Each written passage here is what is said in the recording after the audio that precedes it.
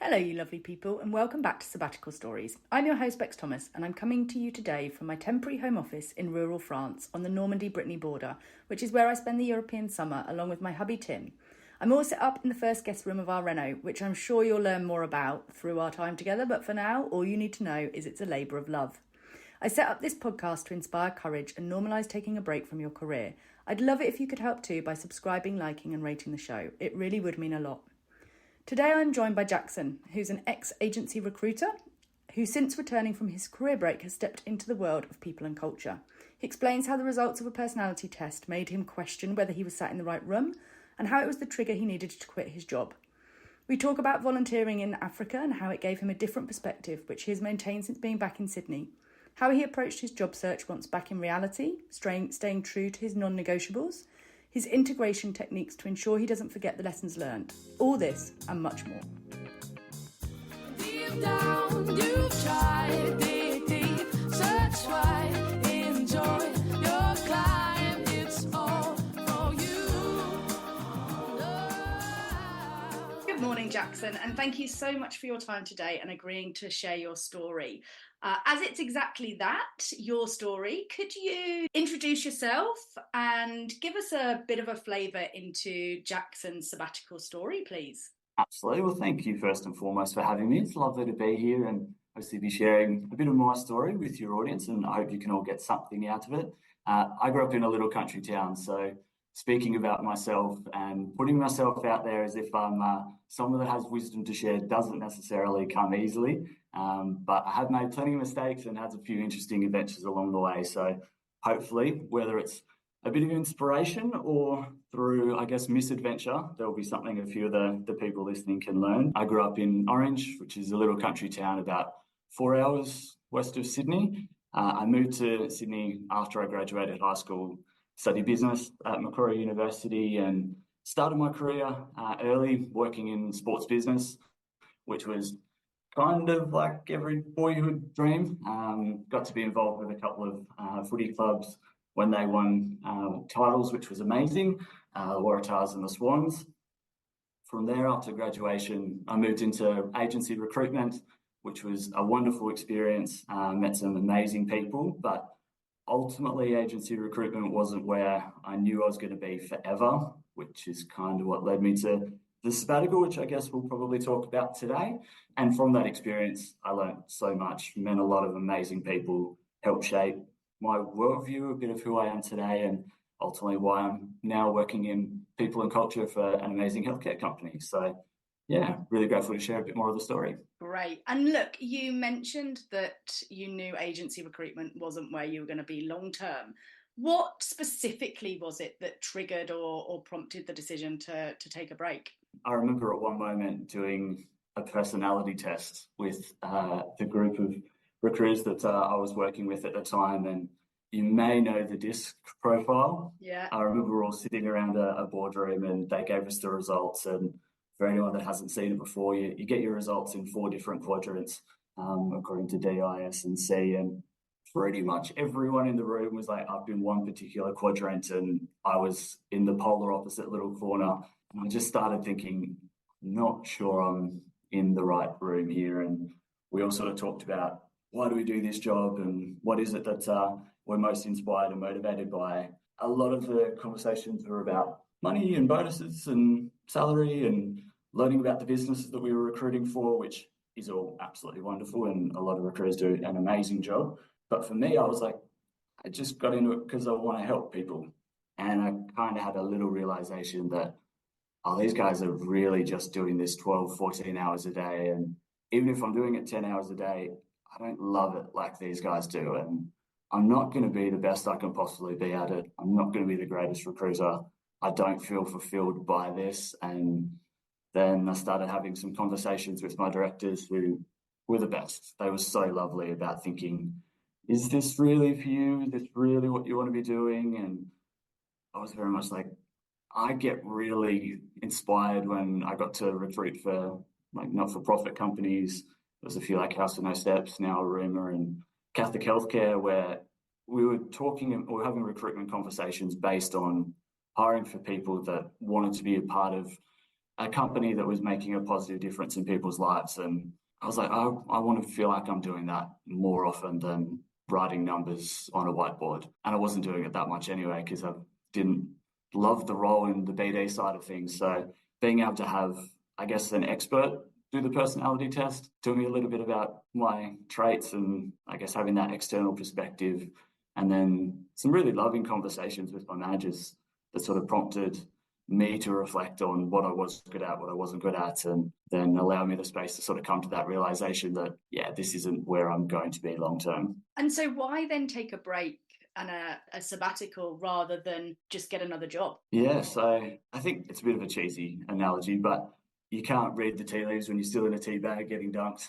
And we had come from this environment where we were in first thing in the morning, working late at night. I was going to the gym every morning, and we were partying every weekend, and it was a wonderful life, but it was exhausting. And I think I was just absolutely wrecked. And I knew I needed to kind of go to the balcony, which is a perspective that this guy, William Ury, who read an amazing book about mediation when he was doing mediation for things like the Camp David Accords, where he talked about going to the balcony to get a bit of perspective. And for me, it meant going to Africa, because I thought, how can I get almost as far away from the culture or the scene that I was in Sydney that was very sort of money and materialistic focused at that particular time, and really be able to reflect and take a bit of time out, because I thought if I just jump into the exact same thing again, I'm just going to get the exact same results. I love that. And what a place to go. What led you to know what you wanted to do in Africa? I think it was watching The Power of One when I was little. It was actually always on the bucket list that I wanted to go. I remember we had to watch it and analyze it as a movie at school. And it was actually probably a little bit of The Lion King as well. I remember watching that in preschool. That was the first ever movie my grandparents took me to watch at the Orpheum in Sydney, and that's probably a childhood memory that's in there somewhere. But I remember there's a scene in the movie The Power of One where the main character is trying to campaign to be able to go back to South Africa from what he's studying at Oxford in England, and being able to teach a lot of the local population how to read. And the teacher at university basically says there's no point because the problem's too insurmountable, and he has this adjourn into the wilderness and goes and stands by this amazing waterfall and has this realization that he comes back with, that even the greatest waterfall starts with a single drop of water. And even though we might not be able to fix the entire problem, we can still be able to make a little bit of a difference in one person's life and potentially be that difference. And that's going to have an amazing flow-on effect. And so for me, I thought, hey, why don't I go over there? Let's have hopefully an experience similar to that, which I was really fortunate to do, visiting Victoria Falls in Zimbabwe.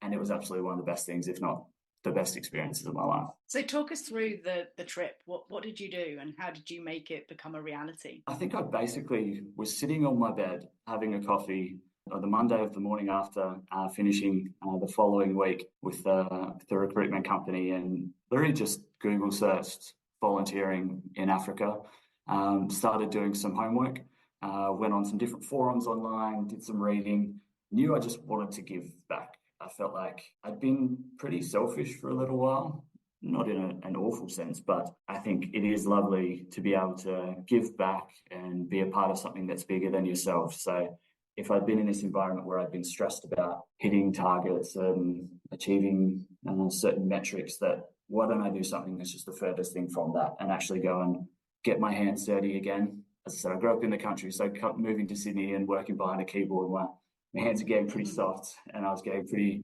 embarrassed with the lack of calluses and things. So I thought, if I can go over there and do some work, that'd be amazing. So I did a bit of research, found an organisation that was actually going to be, what I could find was going to be quite reputable, because there is a bit of negativity sometimes in the volunteerism sort of space where you're not really, or you're potentially doing more harm than good. So I really wanted to make sure I was being a part of a program that was a conservation program at a reserve called Nakavango that was run by locals that own the property, loved the property, and knew I'd be able to come in and do work that wasn't glamorous, wasn't Instagrammable for the most part, wasn't anything that was going to be too incredible, but was going to be able to make a positive difference and be able to help me reset and remember what was important to me. And the person I wanted to be going forward when I came back to Sydney. I think that you make a really good point around the volunteering piece.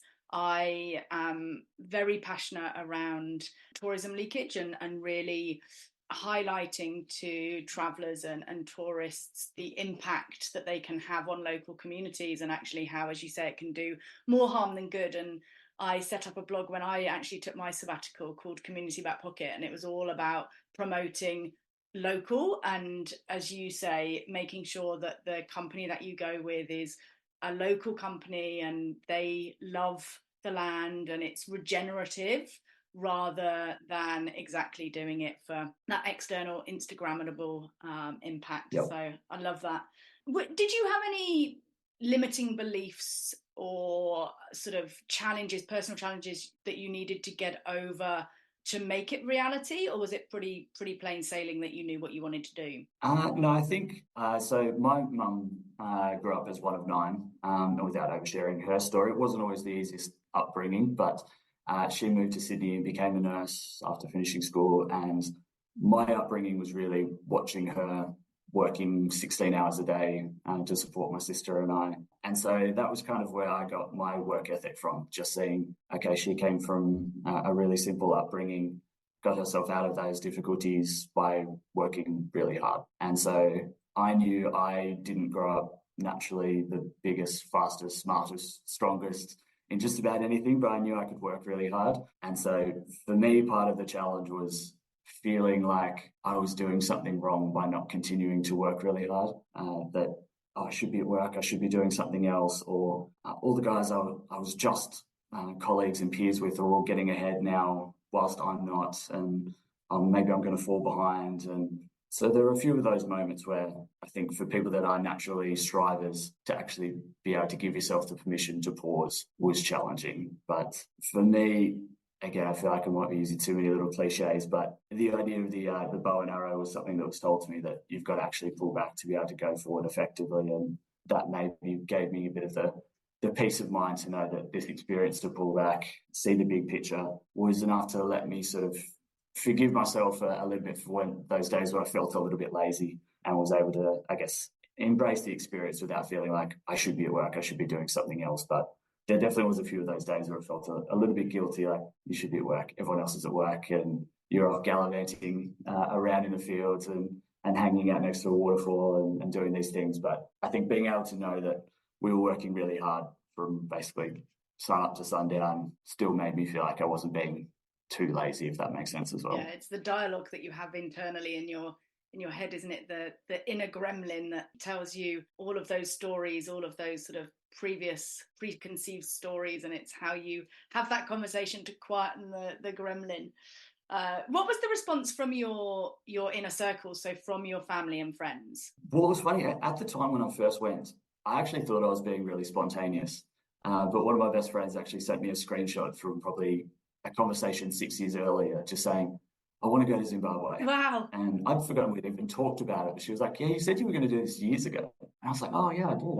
I completely forgot about it. Everyone was pretty supportive. I don't think it surprised very many people whatsoever. Like, I got some really lovely messages when I finished it at that particular company. And yeah, I think they were really stoked for me. So, which is why in some ways it's a bit ridiculous for me to have some of the thoughts that I did about I should be working or different things, because no one else was really thinking that, to the best of my knowledge. Everyone was really supportive. And I think Mum was obviously a little bit scared at certain times. So she's like, oh, where are you going? Can you just go somewhere chill like New Zealand? But I told her some of the scarier stories a little bit later on. But I think overall she was pretty excited. My sister's a photographer, so I think there was a little bit of envy there, that when she saw some of the very subpar photos I took, she thought I could definitely have taken better photos than that. But overall, I think the whole network was pretty supportive, which was really lovely. And how did your break live up to expectation, Jackson? I think it surpassed it, to be honest. I met so many amazing people. I learned so much from the people there that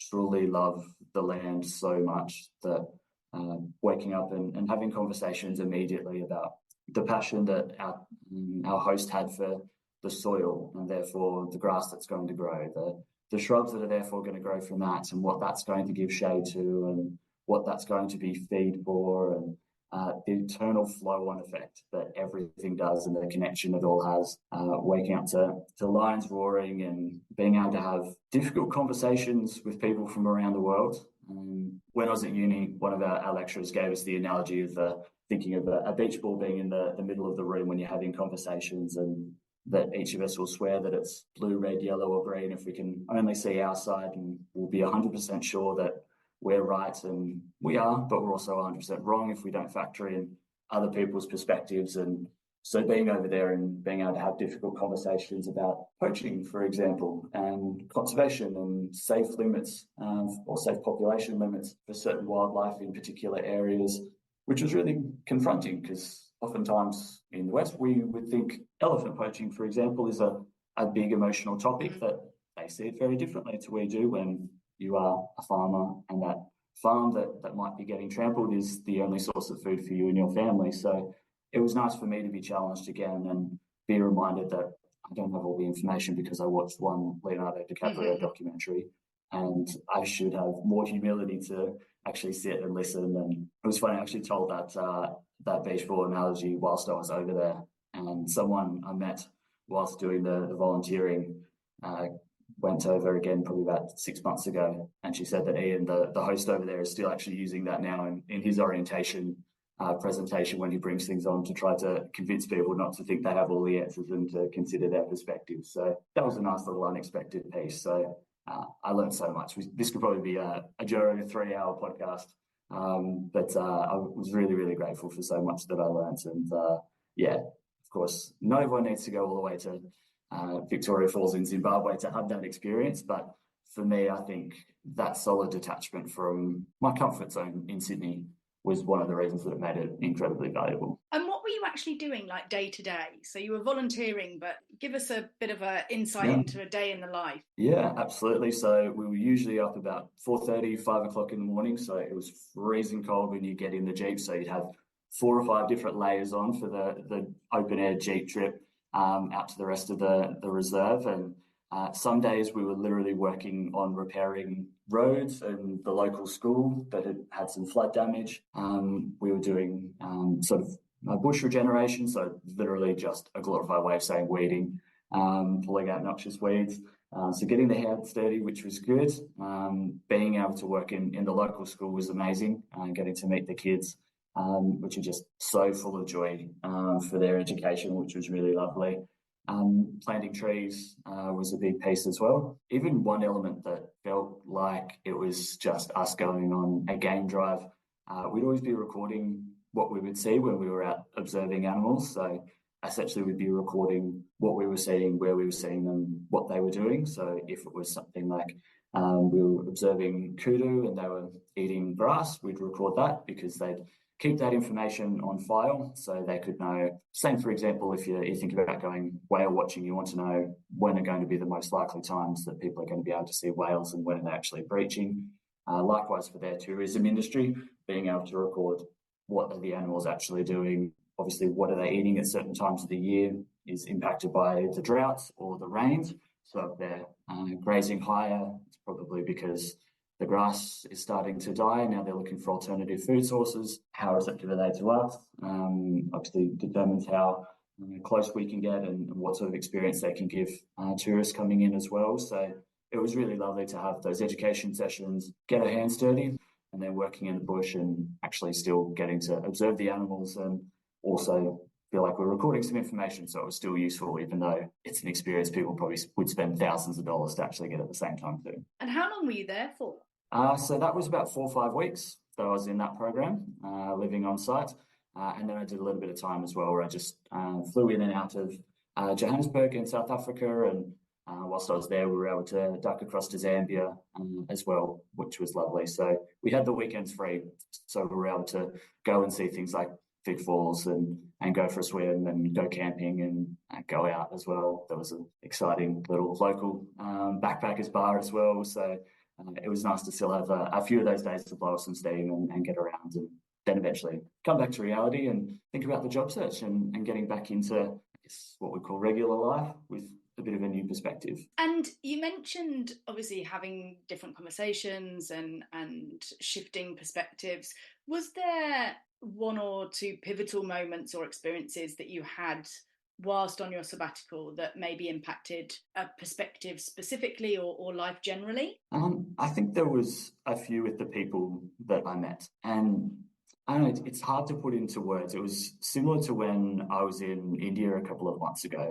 There was a time where I go aside slightly, but when I was sitting in Mumbai airport in India a couple of months ago, and it was similar when I was speaking to some of the local cooks that we had at the reserve. Just the little incidental conversations with locals that you don't expect to have, that are just so happy and joyous and curious and loving. Just like I saw the Taj Mahal, and I saw four of the big five, and I saw Victoria Falls, this amazing waterfall. But it's the moments where you're just sitting with a stranger sometimes, spending 10, 15 minutes, half an hour, learning a little bit about them and their story through a broken language barrier. And you just come away feeling like you believe in the kindness and love of strangers again, which maybe sounds a little bit cheesy, but for me, it's hard to quantify, and it made me want to come back and try to be that for other people as well, that you can never underestimate the ability to make something magical out of small moments. That when it's sitting at the airport and you've got an hour to kill and you might think you don't want to chat to anyone, but that can be the moment when you meet someone that gives you a smile on your face again. And I can hopefully be that for someone else as well. If I can know that every day I wake up now, do I want to be the person that's smiling at someone or being able to have a laugh whilst I'm working like these guys were that were helping cook for us. Those little moments that don't sound as grandiose as the big day seeing the Taj Mahal and co, as I said, those are the moments that sort of impacted me the most, if that makes sense. It's a little bit hard to describe.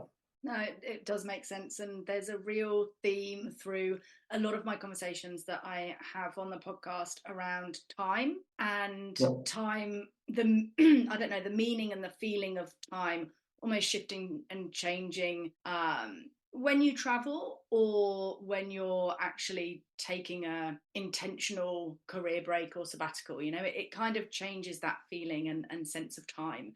I liken it to sacred time. When we're in BAU, it's got a very different feeling.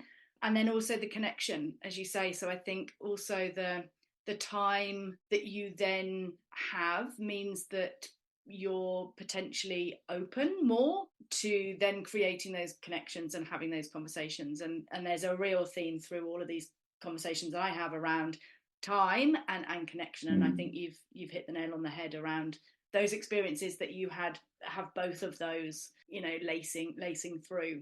How does life compare now in comparison to before your break then? Well, I think being able to have that experience and reflect has now definitely allowed me to move into a career that I think definitely lets me just be myself every day. Being able to have that experience definitely solidified for me again that I want to be in a role that is of service, that is making a difference to other people. And now being able to work in an allied health business, I get to do that every day. I get to be surrounded by OTs and physios and speech pathologists and more that are doing a wonderful job for a lot of our clients that are on the NDIS or in the aged care space that are trying to live as independently as possible. And that's really inspiring for me to be around. I know from some of my experiences overseas that I've got, I guess, an appreciation for life by being able to see how fragile it is. And I think in some ways it's really easy for us to come back and be going to a country that's less developed and say, oh, it's amazing how good that we have it here. But I think often for me, I came back from whether it was Zimbabwe or visiting Egypt and the Middle East and Turkey and Thailand and India. And I actually feel like they do things better than us in a lot of ways. Say they, in inverted quotes somewhat, because they have such a connection to community and that feel that, as you said, when BAU isn't the most important thing, when work isn't the most important thing, being able to have that connection and that community has been something I've really wanted to foster more so when I've come back in my personal life as well. So there was definitely the reflection on, okay, I've got 8 hours a day to spend at work. How do I spend that with people that I care about and that inspire me and that I can play a positive role in assisting, but also for the hours outside of work, how can I continue to find a community and a bit of a tribe and some people around me that continue to inspire me and make me feel at least somewhat of the good vibes that I had over there. And make sure that I can keep being of service. So still volunteering here in Sydney now as well. Was there anything that you did from an activity perspective or from a more, I suppose, theoretical perspective to find like what you wanted to do when you came back? So how you wanted to change career or what you wanted to end up doing? Yep. So I made a few lists. I journal. I've kept a journal since I was probably 9, on and off. So also just like referring back to when I was always writing about when I was the happiest and what were some of the through lines of what I was doing. So even thinking back on what was it I loved about when I was in sports businesses. And yes, just being around a footy club was really exciting for being a young bloke, but I loved seeing the faces on the fans on match days, and that was really lovely. I love that interaction with people, which was something that made me want to be interested in recruitment. I knew I was passionate about the healthcare industry because my mum has been a nurse, so I always had that piece. So when I was journaling and writing things down about when did you feel the most alive, when did you feel like you had the most connection, reflecting on even things in recruitment, like what were the agencies or what were the companies that you enjoyed recruiting for the most, really helped give me a little bit of clarity. Another thing that I learnt on was asking people, like, when do you see me the happiest and when have I actually been at my best as well? So some of the ex-colleagues that I had gave me some really good feedback about what I did well and also what not to do in some regards as well, so they could give me a little bit of perspective. And just, I think Marcus Buckingham is someone that I've listened to a little bit that's really interesting, where he talks about our strengths being things that strengthen us and our weaknesses are actually things that weaken us. And there are things that we do really well that drain our energy that even though we do them well, they should still be classed as weaknesses. So, and again, Socrates said the root of all wisdom is to know thyself. So thinking and being really cognizant of my energy levels when I was doing certain activities and when I was contemplating what to do next. And so when I was able to write those things down, rely on the opinions of others to get their perspective, but also still know that I had to listen to the voice inside myself and know when did you feel at your best. And for me, that was, being of service to other people. And then I just started interviewing and reached out to people on LinkedIn, started having conversations just out of the blue on LinkedIn to ask them about what do you like about your job, what do you not like, is the career path that you've gone down everything you thought it was going to be. And then had a couple of interviews. I actually said no to a couple of jobs, which in some ways I'm actually kind of proud of myself because I was starting to get to low on the savings and started to think I needed to make a decision, but it was really true to what it was that I wanted to do and ultimately found a really exciting company to join now. But there are a few of those tangible steps of, the journey and the journaling and the reflection, but also a bit of the just trusting your guts and knowing how you felt when visualizing yourself in certain situations. The journaling in the good times is a really interesting point. I had Steve Duke join me on the podcast and he was talking about how a lot of the time people journal when things aren't going great or they use it as a tool to get back on track, but actually journaling in the good times is the most important because it leaves you the breadcrumbs of what does make you happy, and if you had a great day, what did it look like? So you mentioning journaling from the age of 9 and being able to look back on things and think, that's when I was at my happiest, or that's when I was performing at my best, and let's explore that why is such a good point. I read and I absolutely swear by Jill McLaren's book Think Plan Live, and she also is a great advocate of looking at when your energy levels are high and who feeds that and who doesn't feed that. And she talks about energy radiators and then vampires. And, when you're at your highest energy, where are you? So the environment, what is the environment that it looks like that gives you the best energy and what zaps your energy? So I think there's a lot there. And thank you, because I think there's a lot of tangible things that the audience can take away and that will really, really help individuals in the same sort of situation of thinking, okay, well, I know I don't want to be doing this, but what do I want to be doing?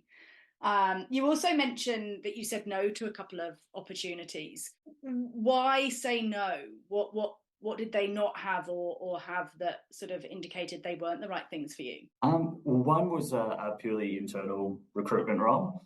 And I remember just thinking this is going to be really similar to the position that I was in previously, in the sense of I feel like it's going to be narrow, and for better or worse, I like a bit of chaos.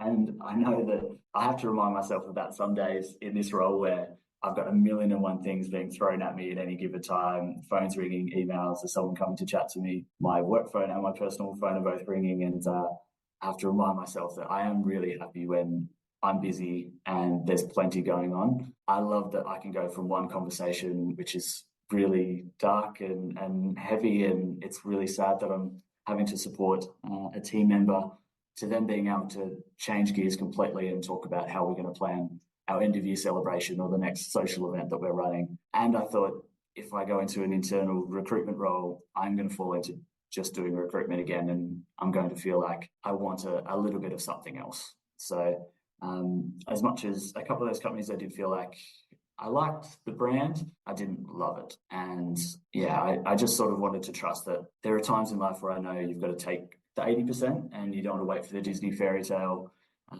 But for me, I just thought I've waited a couple of months since I've had this opportunity and I've gone away. I really want to love what I go into next. And it paid off.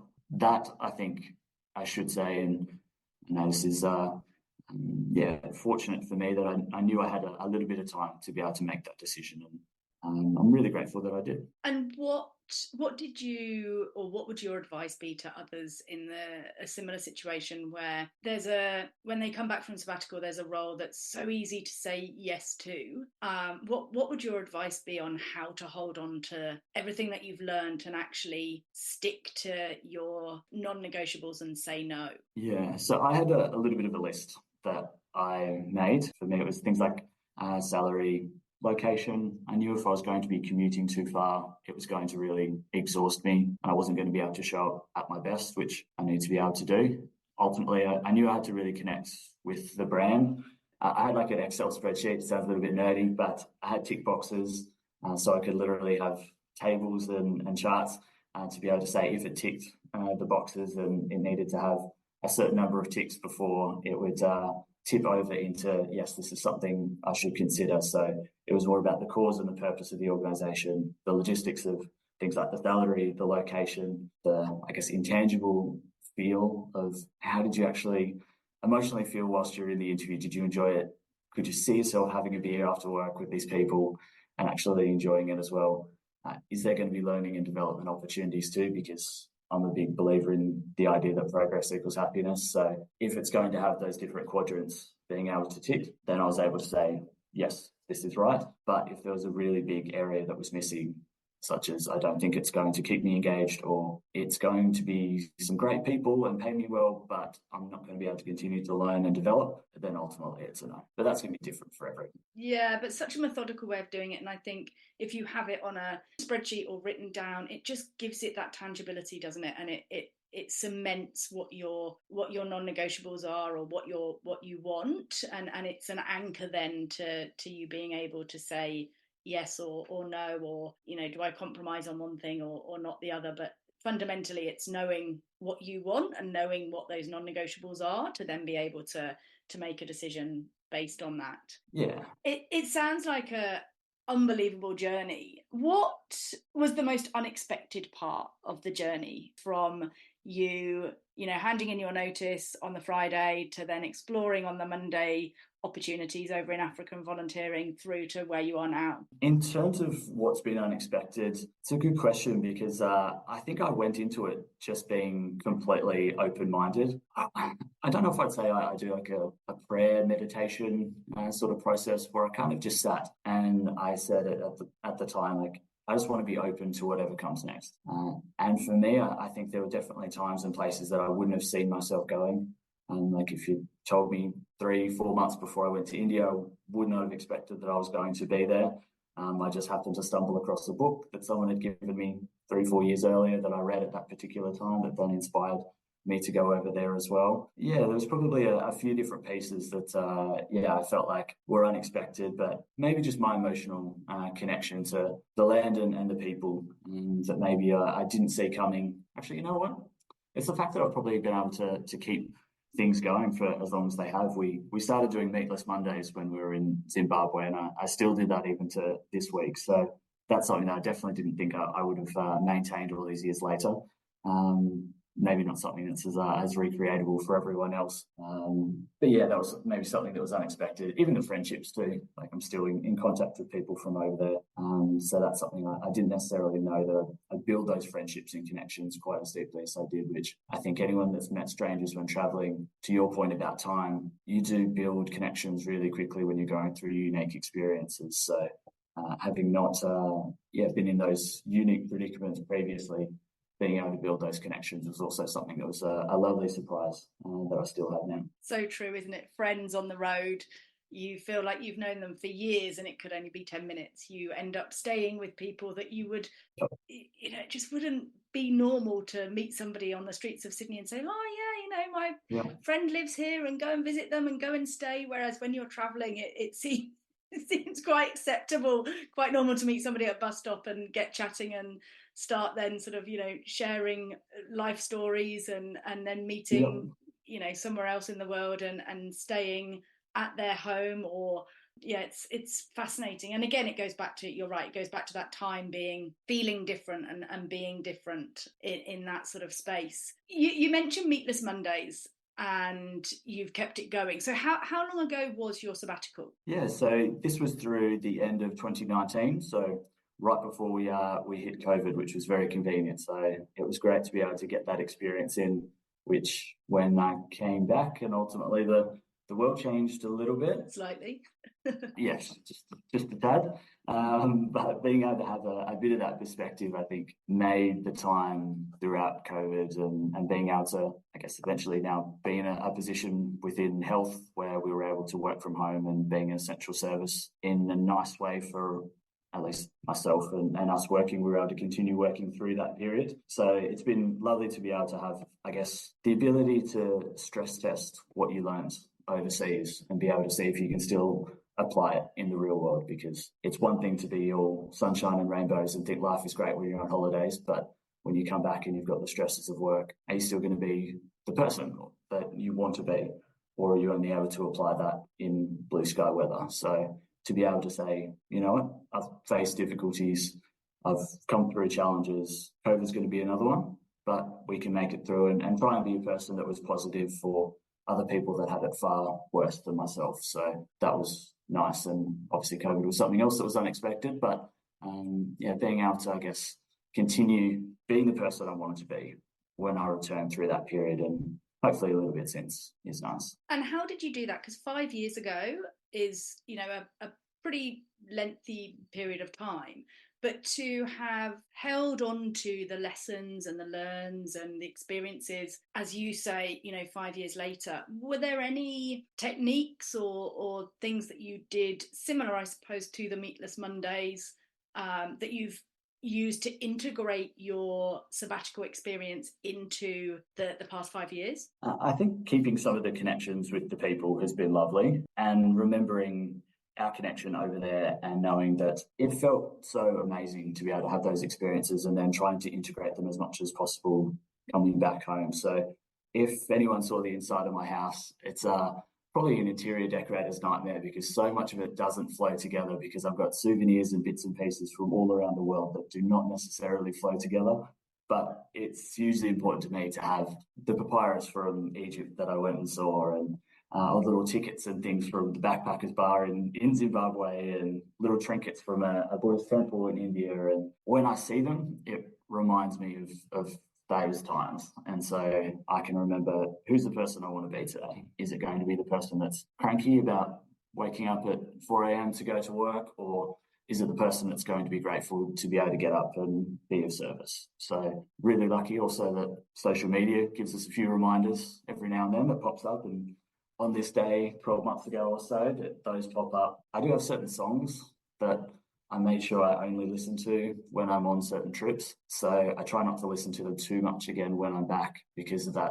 I guess it's a technique called anchoring, where every time I listen to it, it takes me back. I do the same thing when I go and travel now. So I use a brand new deodorant and like a brand new soap at different places, which maybe sounds a bit weird.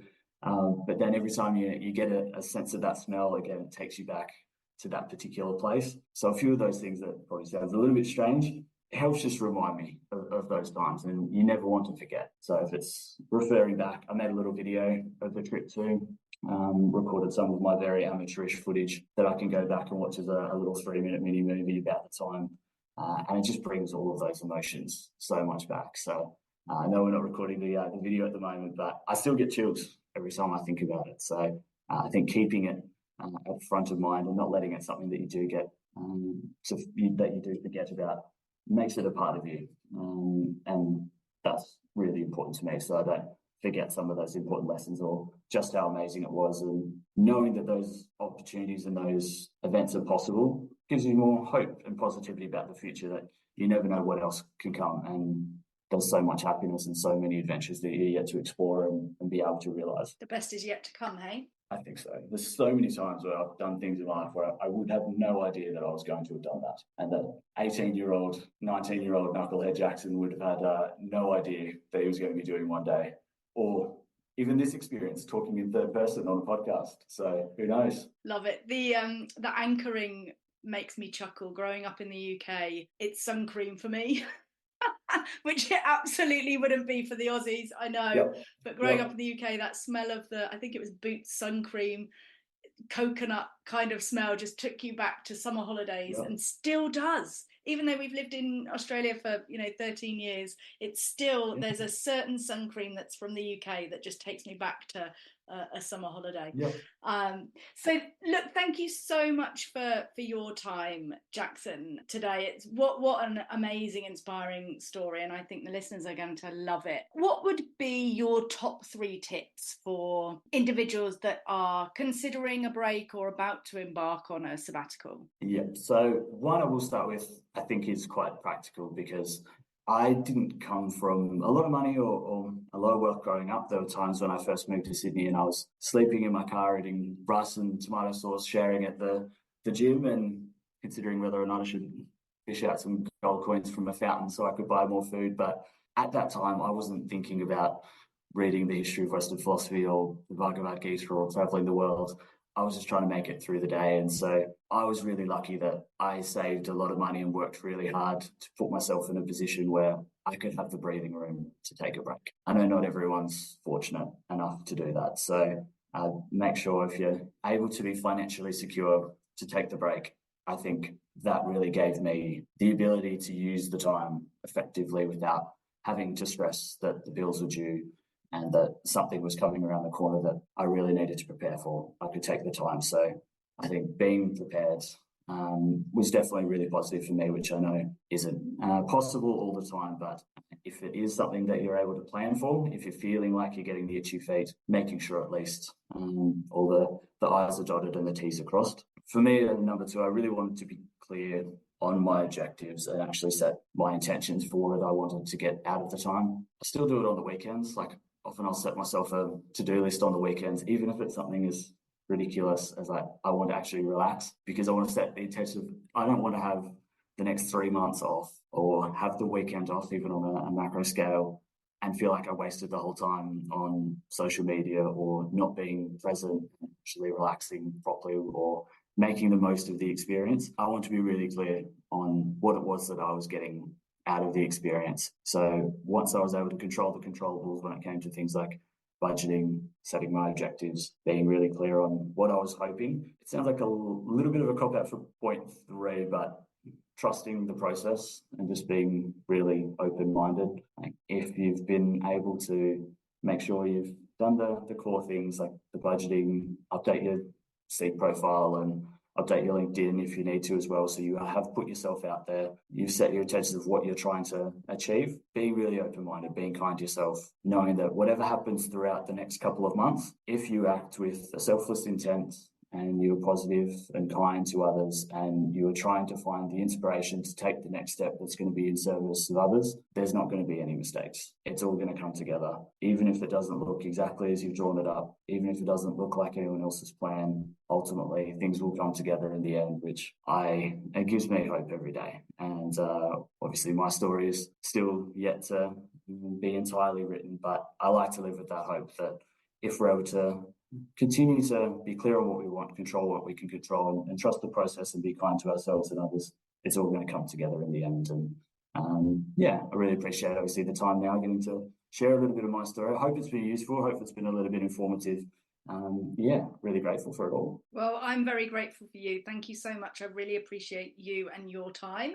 And those are 3 fantastic top tips to finish on. So thank you so much, Jackson, and you take care. Absolutely, you as well. Thank you so much. Appreciate your situation.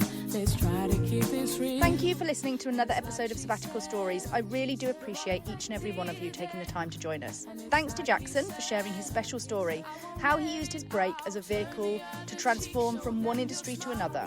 I also have to say I love the beach ball analogy, and I'll be using that over and over again, so thanks, Jackson.